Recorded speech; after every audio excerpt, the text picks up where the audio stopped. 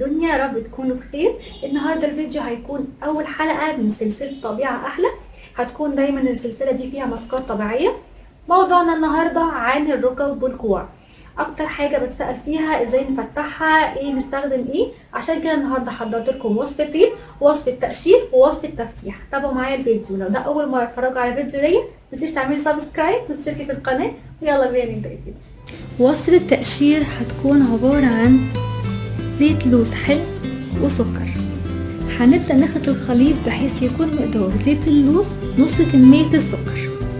الوصفة دي مهمة جدا لأنها بتقشر الجلد الميت المتراكم على الكوع والركبة، وده من أهم أسباب اسمرارهم. عشان كده لما هنتخلص من الجلد الميت ده هنبدأ ترجع البشرة للونها الطبيعي.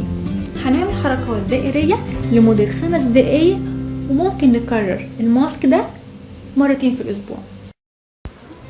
وصفة التفتيح عبارة عن معلقة عسل نحل وعصير ليمون.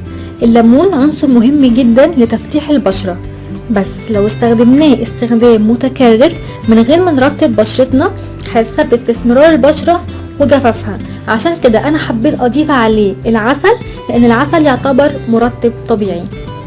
الوصفة دي هنحطها 20 دقيقة، وممكن نكرر الماسك ده 3 مرات في الاسبوع.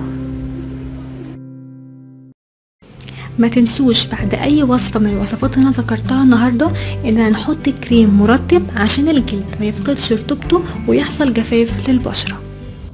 وبكده نكون وصلنا لاخر فيديو. ما تنسوش لو عجبكم تعملوا لايك وتعملوا سبسكرايب للقناه، واشوفكم فيديو تاني ان شاء الله. باي باي.